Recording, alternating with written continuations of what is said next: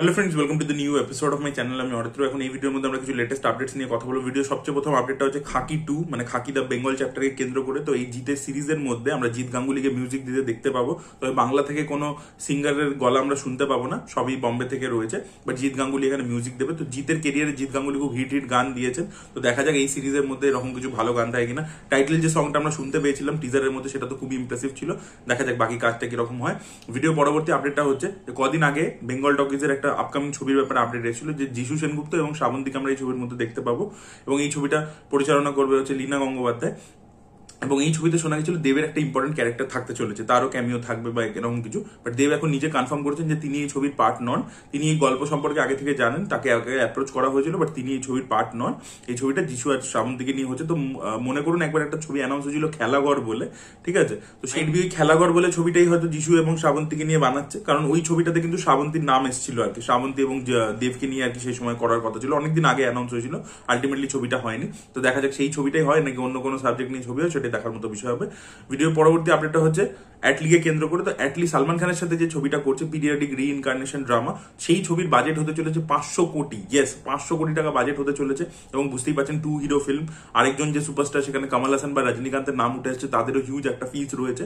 এবং এছাড়া এই ছবির মধ্যে কিন্তু সালমান খানকে আমরা লুক ট্রান্সফরমেশন করতে দেখতে পাবো। জাস্ট মেকআপ দিয়ে লুক এরকম প্রস্থেটিক সেটা খালি নয়, বডি ট্রান্সফরমেশনও দেখতে চলেছি। সালমান খান কিন্তু এই ছবির মধ্যে নিজের রোলটা করবার জন্য অনেকটা ওয়েট রিডিউস করতে চলেছেন, এরকমই শোনা যাচ্ছে। তো দেখা যাক আলটিমেটলি সালমান খানের দুটো লুক যেটা হবে সেগুলো কি ডিস্টিংটিভ হয়, সেটাই দেখার মতো বিষয় হবে। এবং অন্য যে সুপারস্টার তার সাথে মানে আরেকজন যে হিরো, সেটা কে হয় সেটাই দেখার মতো বিষয় হবে। ভিডিও পরবর্তী আপডেটটা আগে অ্যাটলিকে কেন্দ্র করে। তো অ্যাটলি আল্লু অর্জুনের সাথে যে প্রজেক্টের কথাবার্তা চলছিল, মাঝখানে শোনা গেছিল সেই ছবিটা হবে না। বাট এখন আবার শোনা যাচ্ছে যে মানে অ্যাটলি আর কি আল্লু অর্জুনের সাথে হায়দ্রাবাদে এসে দেখা করেছেন এবং সেই প্রজেক্টটা আবার অন হয়ে গেছে। তবে এবারে নতুন একজন মিউজিক ডিরেক্টরের নাম উঠে আসছে। আগের বার আমরা শুনতে পেয়েছিলাম যে ট্রিপল এ মানে অনিরুদ্ধ কাজ করতে চলেছে এই ছবির মধ্যে। এখন শোনা যাচ্ছে না, সাই আভ্যঙ্কর যে নতুন একজন মিউজিক ডিরেক্টর, তো সাই আভ্যঙ্করই এই ছবির মধ্যে মিউজিক দিতে চলেছেন। এবং ফ্যান্সরা তো চাইছে যে না, যাতে মানে আমরা অনিরুদ্ধেরই মিউজিক শুনতে পাই। বাট এখন আর কি সাই আভ্যঙ্করের নাম উঠে আসছে। তো দেখা যাক আলটিমেটলি সে মিউজিক ডেলিভার করতে পারে কিনা, সেটাই দেখার মতো বিষয় হবে। এবং সূর্যার যে আপকামিং ছবি আর জে বালাজির সাথে, সেখানে এআর রহমান মিউজিক দিচ্ছিল, সে সরে যাওয়ার পরবর্তীতে তাকে কিন্তু রিপ্লেস করেছে সাই আভ্যঙ্কর। তো দেখা যাক আলটিমেটলি সে ওরকম আর কি ভালো মিউজিক ডেলিভার করতে পারে কিনা, এবং অনিরুদ্ধ যেরকম আর কি হিট গান ডেলিভার করে সেটাও করতে পারে কিনা। পরবর্তী আপডেট হচ্ছে একটি বাংলা স্পোর্টস ড্রামাকে কেন্দ্র করে। তো দিব্যেন্দু বিশ্বাস, যিনি মোহনবাগান, ইস্ট বেঙ্গল, মোহামেডান 3টে ক্লাবেই খেলেছেন, তো তার লাইফ নিয়ে একটা বায়োপিক হচ্ছে। তো সেখানে আমরা সোহমকে দেখতে পেতে চলেছি। ইয়েস, সোহমকে কোচের ভূমিকায় আমরা এই ছবির মধ্যে দেখতে পাবো। এবং তিনি নিজের বডি ট্রান্সফরমেশন করছেন, ওয়েট রিডিউস করছেন। এবং ফেব্রুয়ারি মাস থেকে এই ছবির শুটিং শুরু হয়ে যাবে।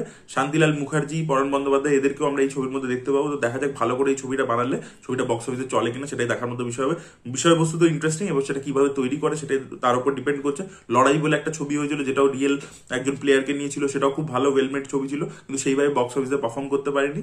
দেখা যাক এই ছবিটা, এই স্পোর্টস ড্রামাটা ওয়ার্ক করে কিনা। পরবর্তী আপডেটটা হচ্ছে পারিয়া 2 কে কেন্দ্র করে। তো তথাগত মুখার্জি নিজে কনফার্ম করেছেন যে তাদের এই মুহূর্তে রাস বলে ছবিটার কাজ চলছে। তো রাস যখন রিলিজ করে যাবে জুন মাসে, তার পরবর্তীতে থেকে তারা পারিয়া 2 এর কাজ শুরু করবে এবং পুজোর পরবর্তীতে পারিয়া 2 এর শুটিং তারা করবে। তো 2026-এ কোনো একটা টাইম আমরা পারিয়া 2 দেখতে পাবো। তো দেখা যাক, আগে তারা তো অ্যানাউন্স অলরেডি পোস্টার দিয়ে করেই দিয়েছিল। তো দেখা যাক ছবিটা আলটিমেটলি কখন আসে, এবং পারিয়া 1 এর যে একটা ফলোইং তৈরি হয়েছে সেটার জন্য পারিয়া 2 বক্স অফিসে বেনিফিট পায় কিনা, সেটাই দেখার মতো বিষয়। পরবর্তী আপডেট হচ্ছে ধুরন্ধর বলে ছবিটাকে কেন্দ্র করে। তো এই ছবিটার ডিরেক্টর যিনি আদিত্য ধার, তিনি কনফার্ম করেছেন যে ছবিটা ডিসেম্বর 2025-এই আসছে। ইয়েস, তারা কনফার্ম করে দিয়েছে। দেখা যাক ছবিটা কিরকম হয়, এবং এই ছবির মাধ্যমে রণবীর সিং বড়সড় একটা কামব্যাক করতে পারে কিনা। ভিডিও পরবর্তী আপডেটটা হচ্ছে সনম তেরি কসমকে কেন্দ্র করে। তো এই ছবিটা কিন্তু নিজে 3 দিনে 18 কোটি টাকা কালেকশন করে নিচ্ছে, 18 কোটি টাকা প্লাস অ্যাকচুয়ালি কালেকশন করেছে। তো রিলিজে কিন্তু ছবিটা ভালো একটা প্রচারও হয়েছে এবং ছবিটা ভালো কালেকশনও করছে। তো তুম্বাডের রেকর্ডটা মানে তুম্বাড রিলিজে এখন অব্দি হাইয়েস্ট রেকর্ড আছে, সেটাকে ব্রেক করতে পারে কিনা সনম তেরি কসম, সেটা মানে দেখা যাক সেটা সামনের দিনে কি হয়। এবং আরো একটি রিলিজের ব্যাপারে আপনাদেরকে বলবো, যে ছবিটা নিজে যখন রিলিজ করেছিল সেই সময় অতটা নান্ডা পারফর্ম করেছিল, এটা কোরিয়ান ছবি রিমেক ছিল বিটার সুইট লাইফে, সেটা হচ্ছে আওয়ারাপান। তো সেই ছবিটাকেও কিন্তু রিলিজ করবার প্ল্যান করছে মেকার্সরা, কারণ সেই সময় আর কি খুব একটা ভালোভাবে চলেনি ছবিটা। তো দেখা যাক, ওটারও একটা কাল্ট ফলোইং আছে, ওটার গান খুব ভালো ছিল, ইমরান হাশমির পারফরমেন্স খুব ভালো ছিল।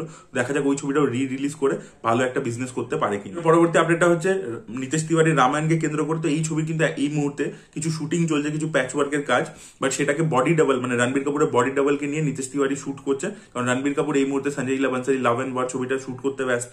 তো তাই জন্য এই প্যাচ ওয়ার্কের পোর্শন গুলো বডি ডাবল নিয়ে করা হচ্ছে। লাভ অ্যান্ড ওয়ার কমপ্লিট হয়ে গেলে রণবীর কাপুর আবার রামায়ণকে জয়েন করবেন এবং সেইটার বাকি শুটিং গুলো করবেন। এর মধ্যে খুব শীঘ্রই ইয়াশের পোর্শন গুলো স্টার্ট হয়ে যাবে শুটিং। তো দেখা যাক আলটিমেটলি ছবিটা কবে কমপ্লিট হয় এবং প্রমোশনাল মেটেরিয়াল কবে থেকে আসা শুরু হয়। লাস্ট আপডেটটা হচ্ছে মোস্ট অ্যান্টিসিপেটেড ছবি জাটকে কেন্দ্র করে, যেটা সানি দেওল রয়েছেন, গোপীচাঁদ মালিনী ডিরেক্ট করছেন এবং মাইত্রী মুভি মেকার্স প্রডিউস করছে। টিজারটা তো ব্যাপক ছিল। তো এই ছবির মধ্যে কিন্তু অ্যাকশন নেক্সট লেভেলের হতে চলেছে। প্রতিটা অ্যাকশন সিকোয়েন্সকে কোরিওগ্রাফ করার জন্য আলাদা আলাদা অ্যাকশন ডিরেক্টর নিয়ে আসা হচ্ছে। সাউথ থেকে অনেক অ্যাকশন ডিরেক্টর রয়েছে এবং বাইরে থেকেও নিয়ে আসা হচ্ছে। তো প্রতিটা অ্যাকশন সিকোয়েন্সকে কিন্তু গ্র্যান্ড স্কেলে বানানো হচ্ছে এবং এই ছবির মধ্যে 8 জন অ্যাক্ট্রেস থাকতে চলেছে যাদের পাওয়ারফুল রোল হবে এবং তার মধ্যে আমরা সায়ামি খে, রেজিনা ক্যাসান্ড্রা এদেরকে দেখতে পাবো এবং তাদেরও অ্যাকশন সিকোয়েন্স থাকতে চলেছে, গান fight, hand to hand combat. এবং রামোজি ফিল্ম সিটিতে একটা বড় সেট তৈরি করা হয়েছে এবং সেখানে এই অ্যাকশন সিকোয়েন্সেস গুলো শুট করা হবে। এই পার্টিকুলার অ্যাকশন সিকোয়েন্সটার মধ্যে আমরা 8 জন মহিলাকে অ্যাকশন করতে দেখতে পাবো। তো এই ছবিটার মধ্যে কিন্তু একটা ফেমিনিস্টিক মেসেজও থাকতে চলেছে। আমার ছবির টিজারটা খুবই ভালো লেগেছিল এবং রণদীপ হুডা ভিলেনের চরিত্র প্লে করছে, সেও খুব ভালো অভিনেতা। সানি দেওলের এই ধরনের প্রেজেন্টেশন এবং সাউথের তেলেগু ফিল্ম মেকার যখন প্রেজেন্ট করছে সেটাও দেখতে ভালো লাগবে। আশা করবো ছবিটা ভালো হবে। ছবিটা যদি একবার ভালো হয় তাহলে কিন্তু হিন্দির মাস সার্কিটে কিন্তু এখনো সানি দেওল তাবাই করতে পারে। তো আমার জাট ছবিটা থেকে প্রচুর এক্সপেকটেশন রয়েছে। 10th এপ্রিল রিলিজ করছে, দেখা যাক ছবিটা কিরকম হয়। আপনাদের কি এক্সপেকটেশন এই ছবিটা থেকে অবশ্যই কমেন্টে জানাবেন। এই ভিডিওটা ভালো লেগে থাকলে লাইক করুন, শেয়ার করুন, চ্যানেলকে সাবস্ক্রাইব করতে ভুলবেন না। Bye bye.